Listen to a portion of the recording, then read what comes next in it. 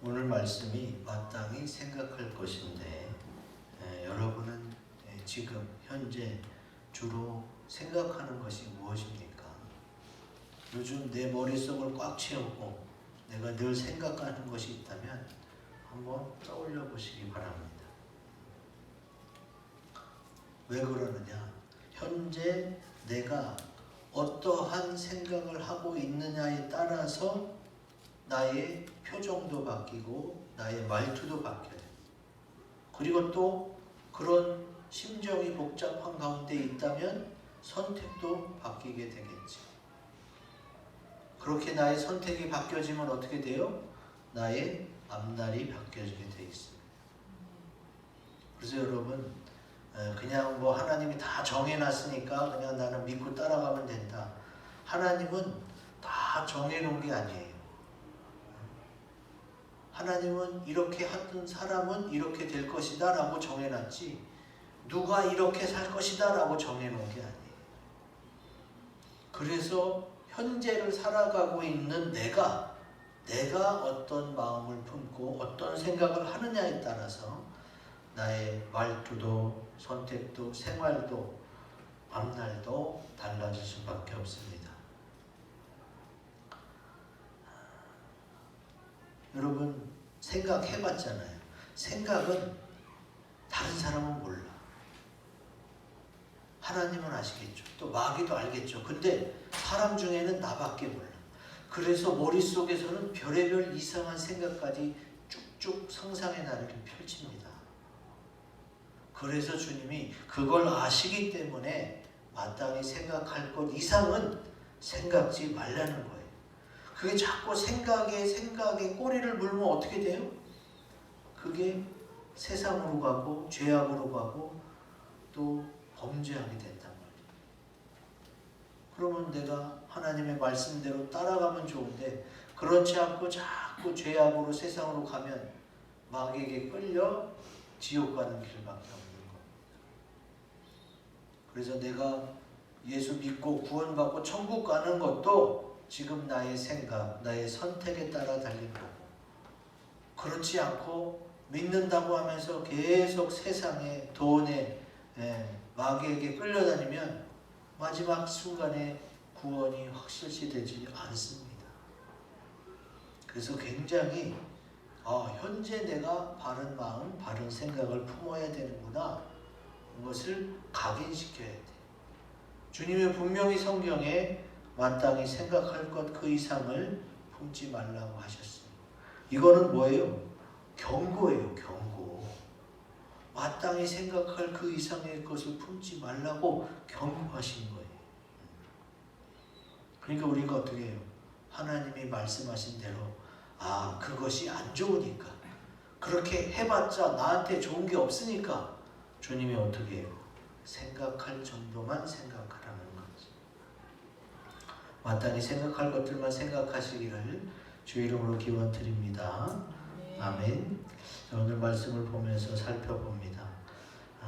3절에 내게 주신 은혜로 말미암아 너희 각 사람에게 말하노니 마땅히 생각할 그 이상의 생각을 품지 말고 오직 하나님께서 각 사람에게 나누어 주신 믿음의 분량대로 지혜롭게 생각하라. 다른 말씀은 다 금방 이해가 되겠는데 믿음의 분량대로 지혜롭게 생각하라는 것이, 믿음의 분량이면은 정해져 있는 건가? 이런 생각을 할 수가 있어요. 만약에 믿음의 분량이 이미 정해져 있다면은 내가 아무리 노력해도 그 이상은 안 되는 거잖아요. 이게 그런 뜻인가? 반드시 우리는 확인해 봐야 됩니다. 자, 그래서 원어를 찾아봤어요. 분량은 헬라어로 메트로이라는 뜻이에요. 메트로. 근데 이 메트로는 마태복음 7장 2절에 헤아림으로도 번역이 됐어요. 헤아림. 자, 마태복음 7장 2절 같이 읽습니다. 시작. 너희가 비판하는 그 비판으로 너희가 비판을 받을 것이요 너희가 헤아리는 그 헤아림으로 너희가 헤아림을 받을 것이니라. 아멘. 분량 딱 이래서 정해진 줄 알았더니 그 단어가 메트론이고 헤아림으로도 번역이 돼요. 헤아리는 만큼, 믿는 만큼 그렇게 된다는 거죠. 정해졌다는 게 아닙니다. 다시 거듭 말씀드리자면 믿음이라는 것은 분량이 정해진 게 아니에요. 그리스도의 장성한 분량이 충만한 데까지 우리가 그 정도의 믿음에 이르기까지 하나님은 그걸 원하세요. 그러니까 절대 믿음의 분량 정해진 게 아니에요. 내가 죽었다 깨나도 나는 집사님밖에 안 돼. 이런 게 아니에요. 이 땅에서는 집사님으로 끝날 수 있지만 하늘나라에서는 목사님으로 섬길 수 있는 거예요. 왜냐하면 그의 믿음을 하나님이 가장 잘 아시니까. 여러분, 그래서 하나님은 정해놓고 열심히 해라. 그러면 하나님이 속이는 것밖에 더 돼요. 하나님은 절대 그런 분이 아니에요. 이미 다 뒤에서는 다 정해놓고 앞에서는 한번 해봐. 이러면 하나님이 정의롭고 솔직한 분이 아니시지. 하나님은 헤아리는 만큼이에요. 믿음으로 하는 만큼이에요. 그러니까 어떻게 해야 돼요? 정해진 게 아니기 때문에 우리는 이런 생각을 품어야 돼요. 내가 할 거면은 한번 내가 할 수 있는 최대한으로 믿어보자. 한번 해보자. 이런 각오를 해야 되는 것이지.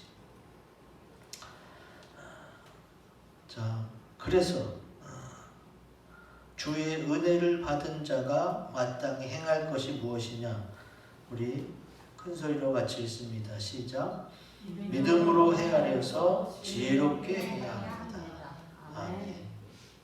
우리가 생각할 것은요, 믿음으로 잘 헤아려서 지혜롭게 해야 되는 거예요. 여러분, 사람이 최초로 마땅히 생각할 그 이상의 생각을 품어갖고 범죄한 게 언제예요? 에덴 동산에서 선악을 알게 하는 나무의 과실을 따먹은 거잖아요.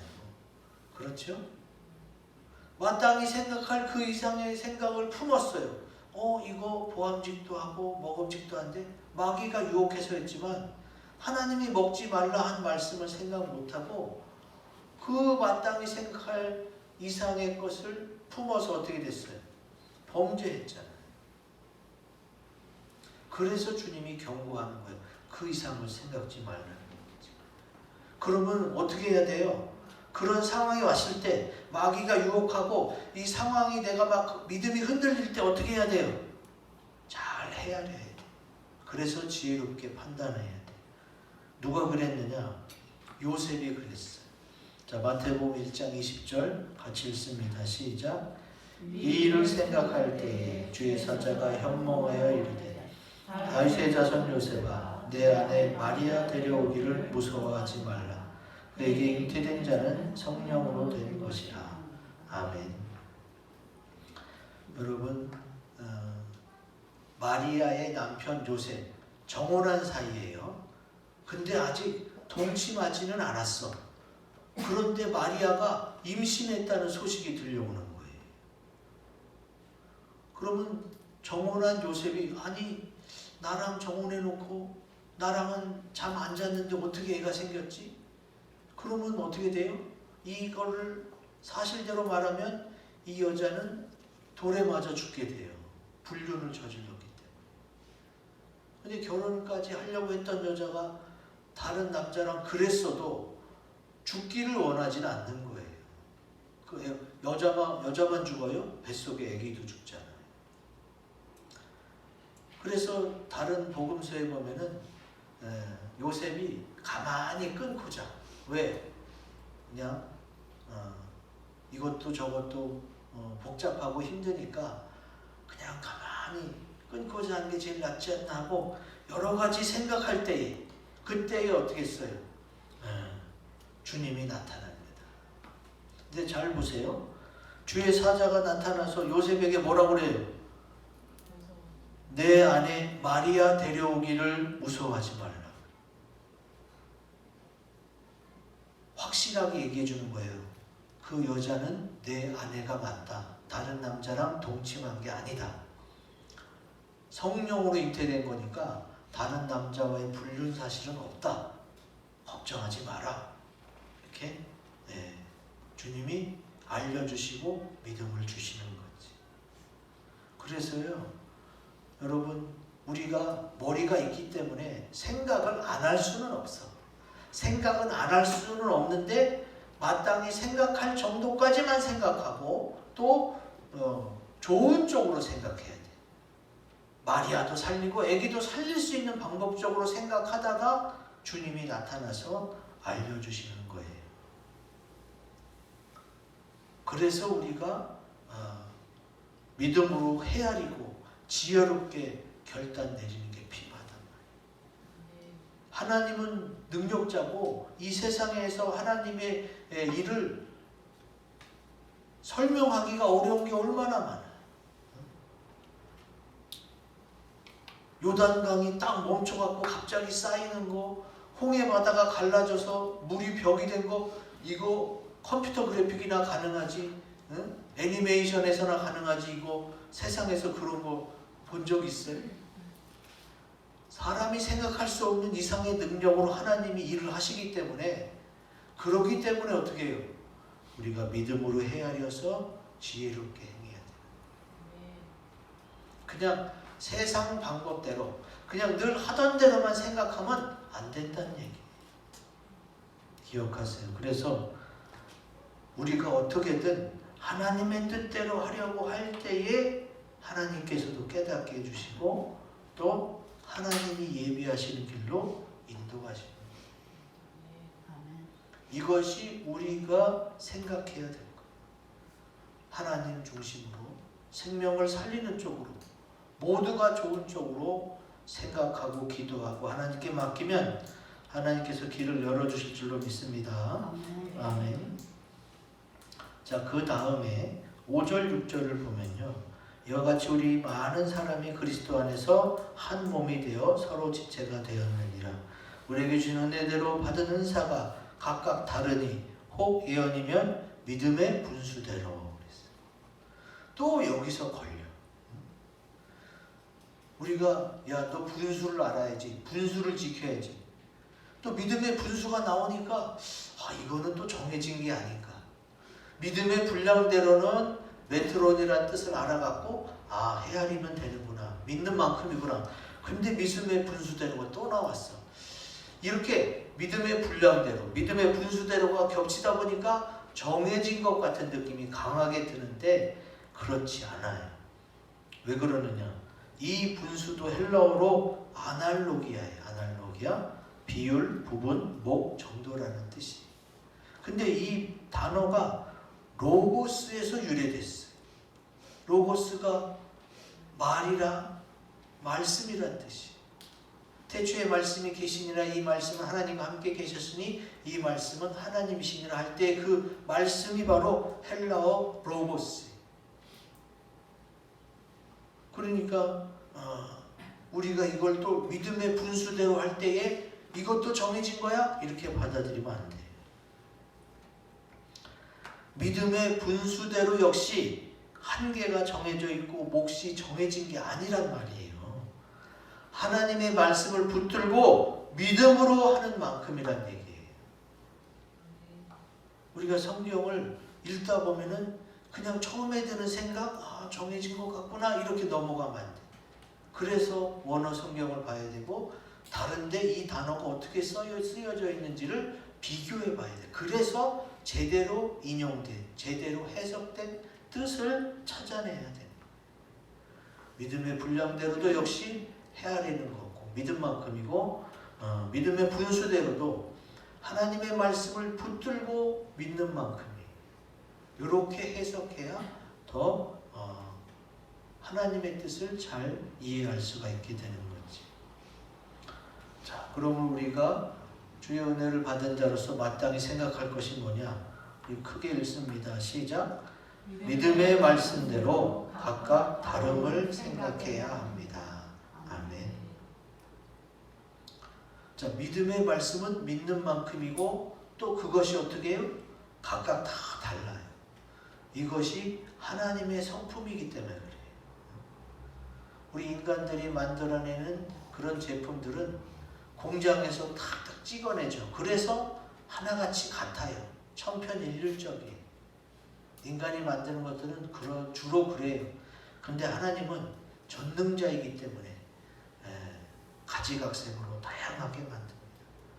하나님이 지으신 여러분들을 보세요. 홍채가 같고 지문이 같은 사람이 한 명도 없어. 여러분, 우리나라 자동차 번호판이 몇 번 바뀐지 아세요? 또 바뀌었잖아요, 지금. 옛날에는 번호판이 굉장히 간단했어요. 근데 차가 많아지니까 어떻게 해요? 그 차량 번호판을 식별하기 위해서 이제는 앞에도 세 자리고 뒤에 가운데 한글 있고 또 뒤에 네 자리. 이렇게 외국에 가면요 번호판이 더 길어요. 계속 자동차는 출시되고 또 각각의 고유 넘버를 매겨야 되는데 식별하려니까 어떻게 해요? 다 다르게 하려니까 이게 차고 넘치는 거예요. 근데 하나님은 무한하시기 때문에 차고 넘치는 게 없어요. 그래서 다 다양하게 할 수 있는 거예요. 한 사람도 같은 사람이 안 나오도록 할 수 있는 거예요. 우리 교회도 쌍둥이가 있잖아요. 원찬이 원찬이가 지문이 똑같아? 응? 아니에요. 달라요. 홍채도 똑같아? 달라요. 엄마도 아빠도 똑같고 한 뱃속에서 나왔어. 외모도 닮았지만 지문과 홍채는 다를 수밖에 없어. 그거 하나님이니까 그렇게 할 수 있는 거예요. 다 하나님이 말씀이시고 그리고 그 말씀이 어떻게 해요? 창조하실 때에 다 다르게 지으셨어요. 이 다른 말씀이 또 나와요. 고린도전서 12장 읽어봅시다. 시작. 눈이 손더러 내가 너를 쓸데없다 하거나 또한 머리가 발더러 내가 너를 쓸데가 없다 하지 못하니라. 다 사도이겠느냐? 다 선지자이겠느냐? 다 교사이겠느냐? 다 능력을 행하는 자이겠느냐? 아멘. 우리 지체 안에도 손과 발, 눈 다 기능이 다르고 또 사람이 다 사도냐, 선지자냐, 교사냐, 능력을 행하겠냐? 사람이 다 다르고 그 사람 안에 있는 이 손발, 눈의 기능이 다 다르도록 주님이 그렇게 지으셨어요. 그러니까 우리가 어떻게 살아야 돼요? 아, 하나님이 이렇게 해놨구나. 근데 우리는 다 이제 같은 부류의 사람끼리 내가 나누기 편하게 이렇게 분류해놔요. 하나님은 절대 그러지 않아요. 하나님이 볼 때는 어떻게 해요? 1대1로 만나주시고 너는 너대로 소중하다. 너는 누구랑 비교되고 누구보다 못하지 않다. 그게 하나님의 창조 법칙이에요. 너는 너이기 때문에 내가 그렇게 만들었다는 거지. 자, 이것이 어떻게 해요? 말씀 중심으로 된 하나님의 창조 섭리예요. 이것을 받아들이면 어떻게 돼요? 그러면 나의 편견도 선입견도 없어지게 됩니다. 빌립이 그랬잖아요. 빌립이 어떻게 해요? 하나님이 말씀을 붙잡고 보내요. 자, 봅시다. 사도행전 8장에 보면은 빌립이 어떻게 해요? 하나님이 하라는 대로 해요. 주의 사자가 빌립에게 말하여 이르되 일어나서 남쪽으로 향하여 예루살렘에서 가사로 내려가는 길까지 가라 하니 그 길은 광야라. 근데 빌립은 광야인지 알면서도 따지지 않고 묻지도 않아요. 광야로 가래? 알았어요. 가겠어요. 갑니다. 갔더니 거기 에티오피아 사람 거기 간다게의 모든 국고를 맡은 내시를 만나요. 여러분, 에티오피아 사람은 어떤 사람이냐? 쉽게 말해서 피부색이 아주 까만 사람이에요. 그냥 외국인이라고 생각하지 말고 피부색이 아주 까만 사람이에요. 그러면 여러분 요즘에는 외국인들 많이 만나잖아요.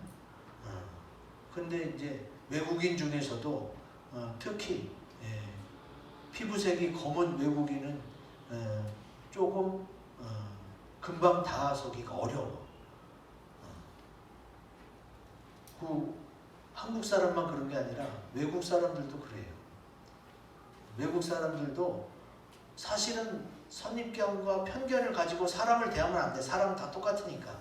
근데 그냥 당장 금방 가까워지기는 어려운, 뭔가 좀 거리를 두고 싶은 그런 느낌조차는 어쩔 수 없는 거 아니에요.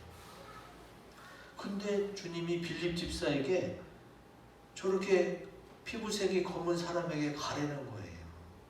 근데 빌립 집사가 갑니다. 여기 보면은 성령이 빌립더러 이 수레로 가까이 가라. 그래서 가보니까 이사야 말씀이 들리는 거예요. 그래서 너 이거를 깨닫느냐 그랬더니 가르쳐주는 사람이 없어서 깨닫지 못한다 하고 사람을 불러 올려요. 그래서 빌립 집사가 그 피부색이 검은 그 사람과 이야기합니다. 이 피부색이 검은 이 사람이 하나님을 알고 싶어서 그 비싼, 옛날에는 성경책이 엄청나게 비쌌거든요. 인쇄하는 없어서 다 필사본으로 썼기 때문에. 그러니까 돈이 많으니까 그걸 살 수도 있었고 또 먹고 살만하니까 히브리어도 배운 거예요. 히브리어도 배워서 빌립 집사랑 말이 통했던 거예요. 그래서 불러갖고 그 사람이 히브리어를 아니까 어떻게 해요? 빌립 집사는 히브리 말로 하면 되는 거지. 유대 말로 해서 성경을 가르쳐 줍니다. 여러분, 우리가 전도할 때 외국인도 받을 수 있어요. 전도지를. 또 전도용품을 외국인도 받을 수 있어. 그러면 외국인은 우리나라 말 모르니까, 한글 모르니까 꺼릴 수도 있지만 영어로 하면 되지. 지저스 빌립. 내가 아는 단어를 총동원하면 그 사람이 그 내용을 알아들어. 그런 거구나. 어쨌든 예수를 증거하면 돼. 그런데 빌립은 걱정하지 않고 주의 말씀대로 갔더니 다 주님이 책임져 주는 거예요. 너랑 나랑 피부색이 너무 달라. 또 너는 외국에서 자랐고 나는 이쪽에서 자라서 자란 환경이 너무 달라. 그러나 누구든 예수는 믿어야 될 거야. 예수를 믿어야 구원을 받기 때문에 예수를 믿어야 돼서 그거 하나 가지고 하나님의 말씀대로 빌립이 에티오피아 그 피부색이 검은 사람에게 전도했던 거지. 이게요, 각각 다름을 인정하지 못하면 나 하나님 나 못하겠어요. 왜 하필 이런 사람한테 날 보내요? 나는 이질감이 느껴지고 동질감이 느껴지지 않아서 나는 못하겠어요. 그럴 수도 있는데 각각 다름을 생각하고 인정하면 뭐 그럴 수도 있지 하고 나아가게 되고 그러면 하나님이 책임져 주시는 거예요.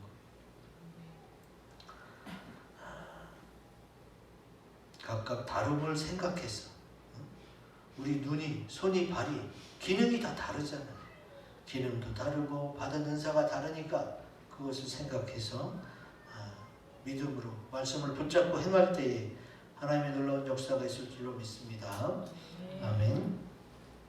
자, 그 다음에 4절, 7절, 8절을 보면은 이것을 주님이 설명을 할 때에 한 몸에 많은 지체를 가졌으나 모든 지체가 같은 기능을 가진 것이 아니라고 하면서 섬기는 일, 가르치는 일, 위로하는 일, 구제하는 일, 또 다스리는 일, 긍휼을 베푸는 일, 여러 가지를 설명하고 있어.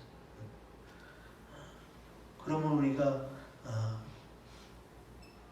여기서 우리가 생각해야 될 것은 무엇이냐? 굵은 글씨 같이 읽습니다. 시작. 한 몸에 많은 지체임을 알고 예수님을 생각해야 합니다. 아멘. 우리 몸을 생각하면 돼요. 우리 몸은 어떻게 이렇게 제가 말하고 여러분 표정들을 보고 또 생각하면서 설교하는 것 자체가 어떻게 해요? 이게 동시다발적으로 이루어지는 거잖아요. 이게 다 머리의 지시를 받아서 이렇게 이루어지는 거예요. 머리가 눈과 입, 귀, 손, 발 다 같이 동시에 운행하기 때문에 이게 이루어지는 거예요. 만약에 기계적으로 하나씩밖에 안 하면 어떻게 돼요? 지금 제가 이런 걸 한꺼번에 못해요. 기계는 정해진 대로밖에 할 수 없기 때문에 그게 안 되는데 한 몸의 지체는 그게 가능해요. 그게 무슨 뜻이냐? 머리가 모든 지체를 주관하는 걸 생각해 보시면 그러기 때문에 내가 예수 공동체의 한 부분이구나. 그렇다면 여러분이 너나 할 것 없이 예수님을 생각하면 머리 대신 예수님을 생각하면 어떻게 돼요? 하나로 모아질 수가 있어요. 자, 봅시다. 히브리서 3장 1절 같이 읽습니다. 시작. 그러므로 함께 하늘의 부르심을 받은 거룩한 형제들아, 우리가 믿는 도리의 사도이시며 대제사장이신 예수를 깊이 생각하라.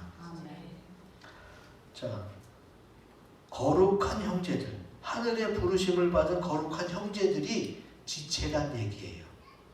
그리고 머리 대신 예수님을 깊이 생각하라는 말씀이에요. 이게 왜 그러느냐? 읽어봅니다. 시작. 너희는 그리스도의 몸이요 지체의 각 부분이라. 자, 내 몸은요, 내 몸은 내 머리가 시키는 대로 오토메이션으로 전자동으로 움직이고 말하고 느껴요. 내 몸은. 그런데 여러 사람이 모인 교회는 각자의 인격이 있고 생각이 있고 주장이 있잖아요.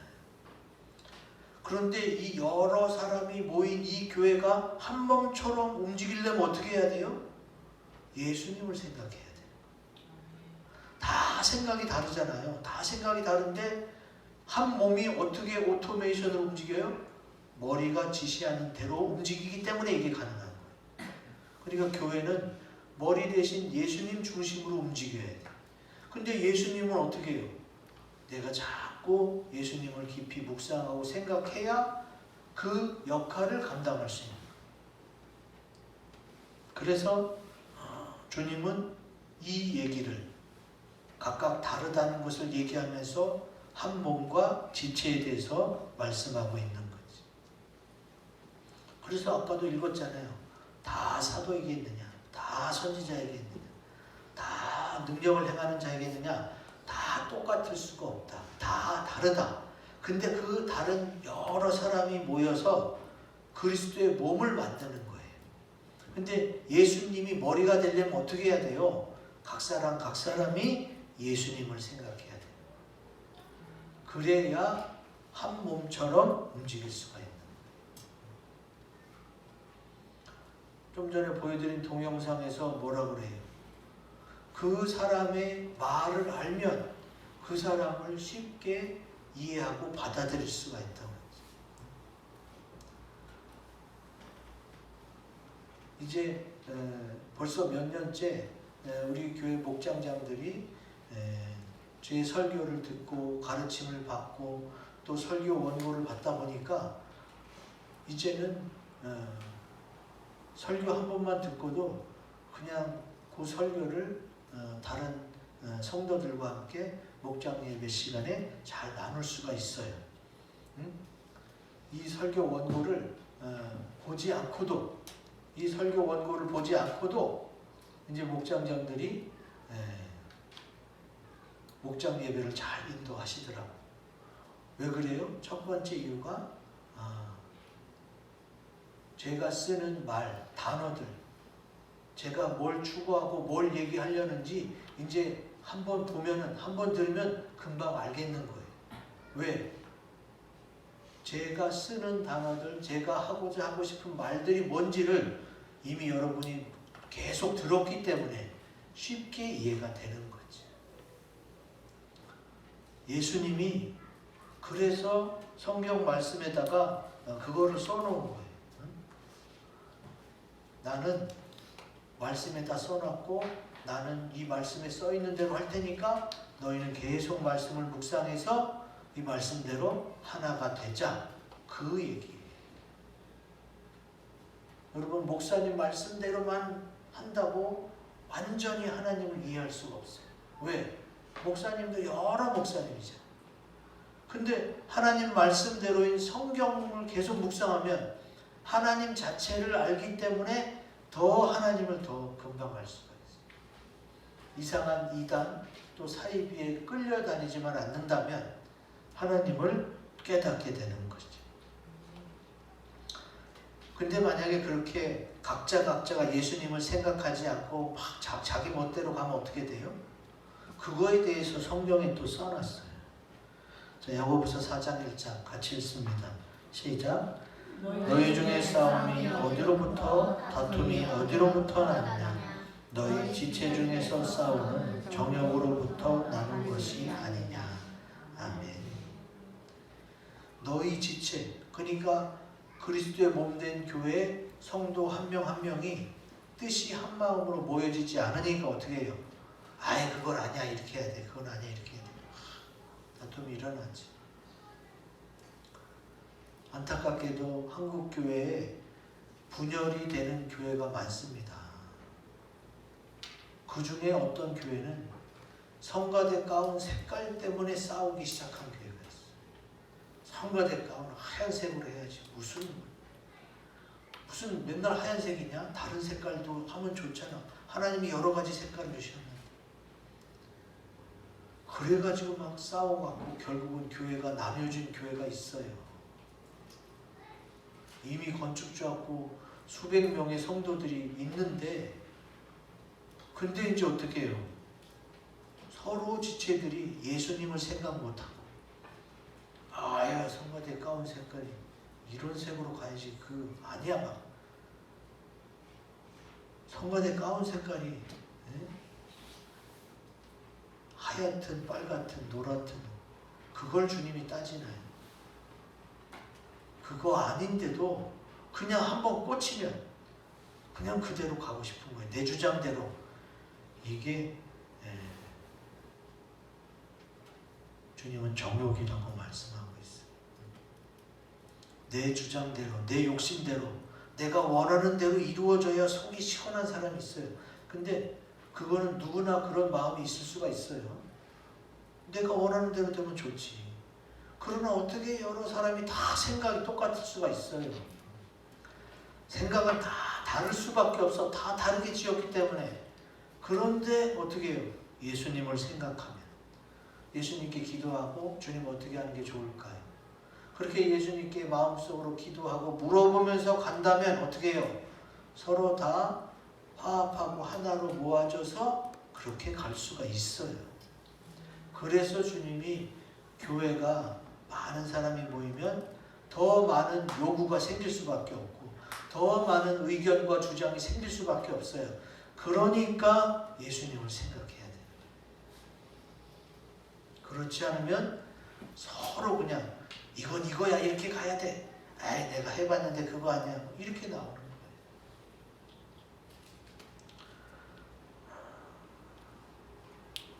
우리 주님은 하나 되는 것을 가장 원하십니다. 예수님과 우리가 하나 되는 거예요. 신랑과 신부가 결혼해서 하나 되는 걸, 그걸 주님이 원하시잖아요. 우리가 천국에 가서 하나님과 함께 사는 것, 그거 주님이 원하시잖아요. 주님이 원하시는 건 하나됨입니다. 우리가 주님과 하나 되는 방법은 마땅히 생각할 것만 생각해서 하나님의 은혜와 사랑, 그 뜻을 이루시기를, 완성하시기를 주의 이름으로 기원드립니다. 아멘. 앞에 있는 세 가지 기도 제목을 가지고 우리 다짐하며 묵상하는 시간을 갖겠습니다.